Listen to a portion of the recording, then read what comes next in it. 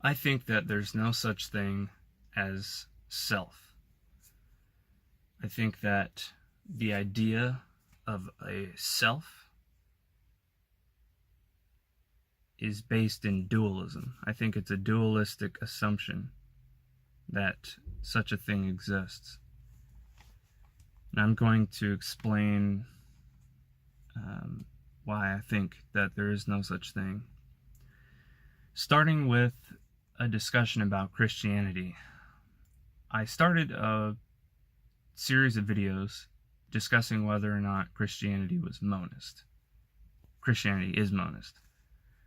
I think Christianity is monist for a lot of different reasons. But I haven't made a video yet discussing the most persuasive reason, the best reason why I think Christianity is monist. And that is that Christianity, as in the more authentic version of Christianity, which is based upon the Bible and what Christian academics say about the Bible. What Christianity says is that God is not an entity. So there's some caveats with what I'm saying. How it works is that a religion might be monist, like Christianity, but people in general are ontologically ignorant. This is a discussion you're not going to hear in your church because your church leaders are ignorant of this as well. So I'm not telling you as a Christian, if you're a Christian, I'm not telling you what you believe. I'm just saying what Christianity says. You can believe whatever you want.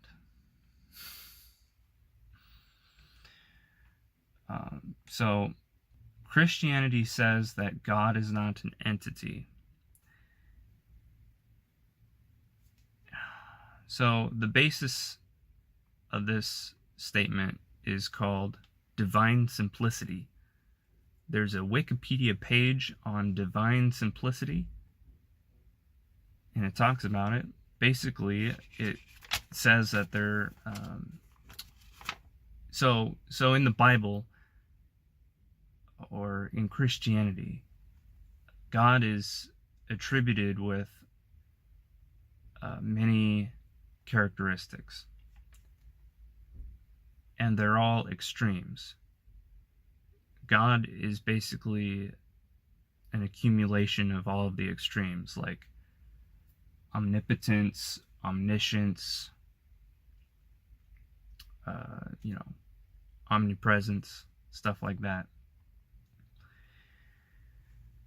The reasoning behind divine simplicity is that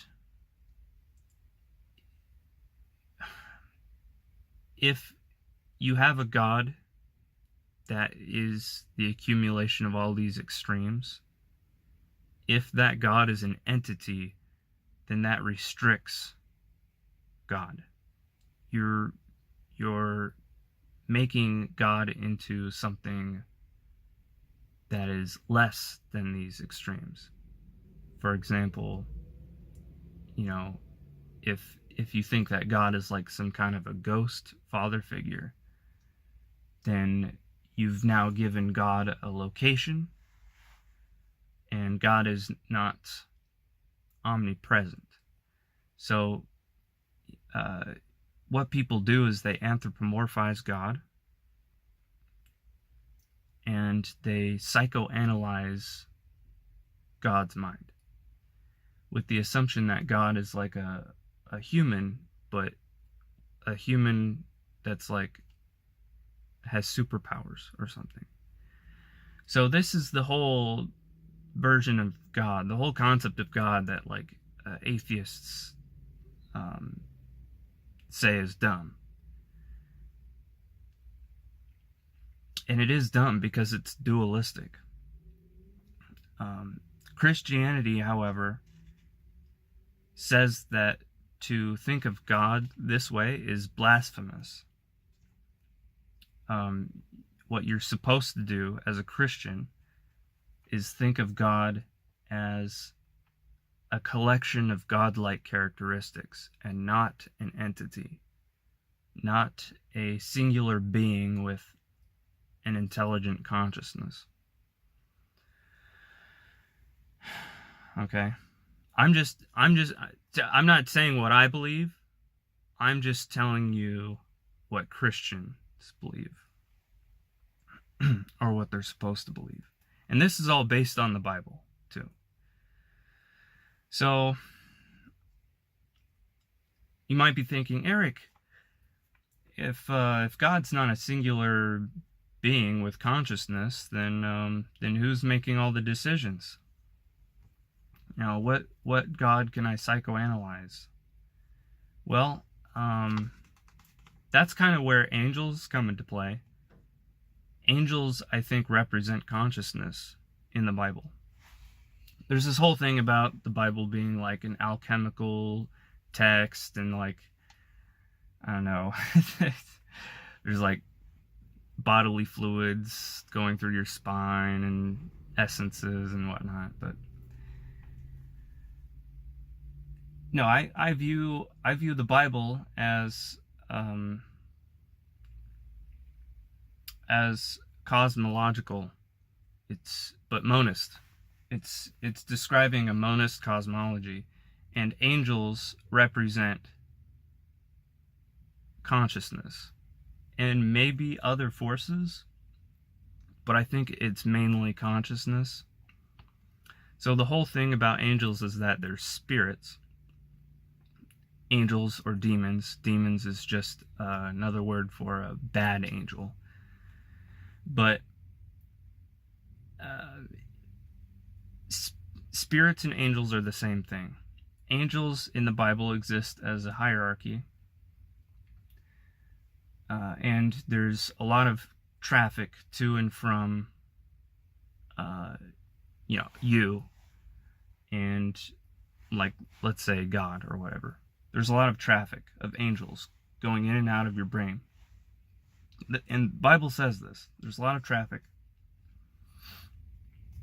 I'm just going to really quickly go through this. Basically, angels are thoughts. Angels are thoughts. Angels, so it's kind of, so let's say you want God to have some kind of a consciousness. If that's true, then the consciousness of God would manifest in the highest angels, the archangels. And that, as an entity, as that level in the hierarchy, would be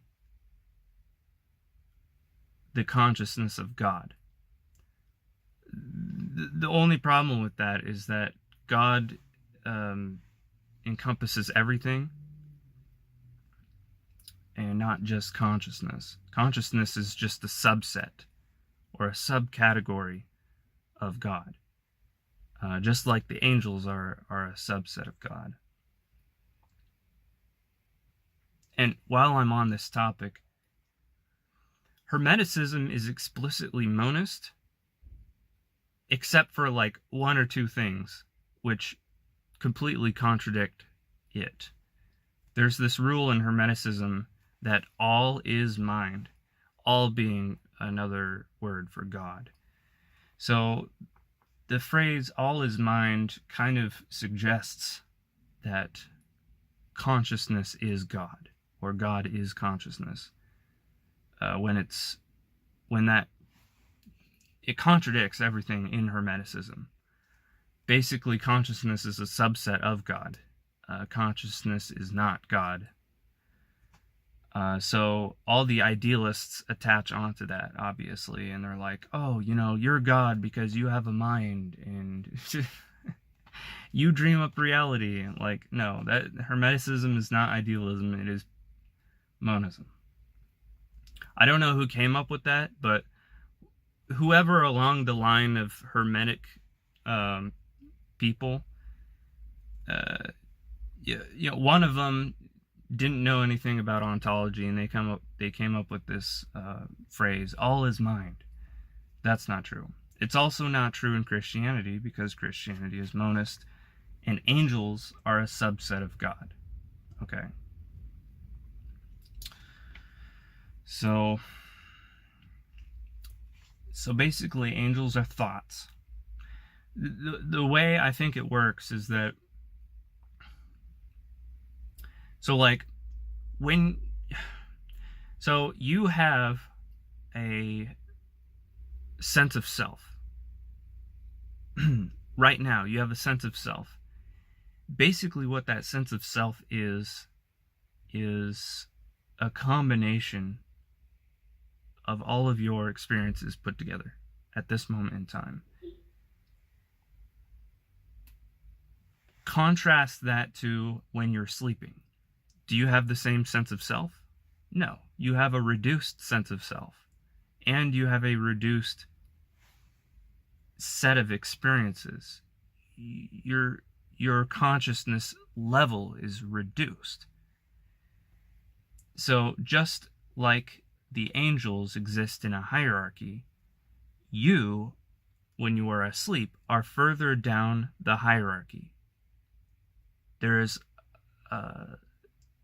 less of a combination of angels making up your sense of self. And in fact, it's fluctuating all the time throughout the day because of this traffic of angels, or in contemporary language, thoughts, basically. You have a thought, and now you don't have a thought. You have a thought, now you don't have a thought. There's a bunch of stuff going on in your brain. That's the traffic of angels. So, I'm not saying that you are an angel that exists somewhere in the hierarchy. No. What an angel is a level in the hierarchy. And that particular thought that you're having right now exists as an angel and has a location in the hierarchy. You don't have a position in the hierarchy. And it's completely fluctuating. So, one could say that an angel is a sense of self, or is a level of consciousness. But this is it's kind of fluid. It's non-physical. It's see, that's why the Bible uses so many analogies. That's why physics uses so many analogies, because we're talking about things that are beyond the mundane. They're beyond the physical. They're beyond the scale of like a mundane object. And it's really hard to wrap your brain around. So angels are more like an analogy, to help one understand what's going on spiritually inside of themselves, meaning what's going on in their head, because spirit means mind. Okay? So the idea that there is a sense of self, or that you are an entity, is actually an assumption. And it is dualistic, just like when you anthropomorphize God. You're basically anthropomorphizing yourself. And it's the same process.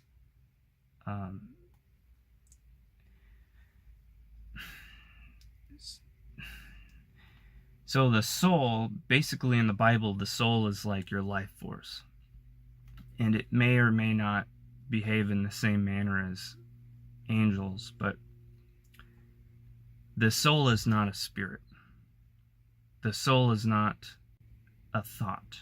It is not your mental identity. That is your spirit. I don't know why, but Christians have this very dualistic view of the Bible. I think that I've read the Bible a lot more than the average Christian, because it doesn't say in the Bible that you die and then your soul leaves your body and goes up to heaven and lives for eternity in some other realm. It does not say that in the Bible, and in fact, it explicitly states that that is not the case. It says in the Bible that only God is immortal, and when you're talking about heaven, it's a time period, not a realm. There's no such thing as another realm. When they talk about worlds in like the Kabbalah or whatever, they're talking about your mind. It's just a psychological theory. There are no other realms. And this is another thing that really bugs me. When people say interdimensional, as in like, as if like dimensions are like other realms out there. No. Length is one dimension, width is another dimension. You get what I mean? We live in a 3D environment. And yet there are other dimensions, such as time, which we have a limited perception of. So, no.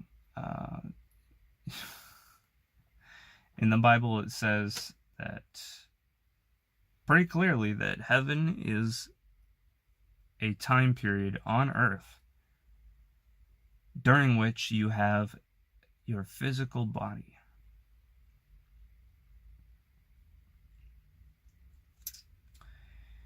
And it very clearly states in the texts that when you die, you lose the ability to interact with spirits. And at the very least, any Christian can agree that after you die, your experiences change. Meaning, your experiences are dependent upon physical reality, your physical existence. Okay? So, the Bible is not a dualistic text. It is monistic. And if you read it that way, things will actually make sense to you.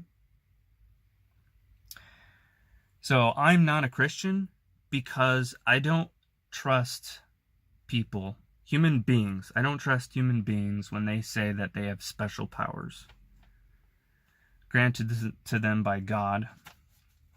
I hate that. I think that's a form of evil. I don't believe that prophets exist.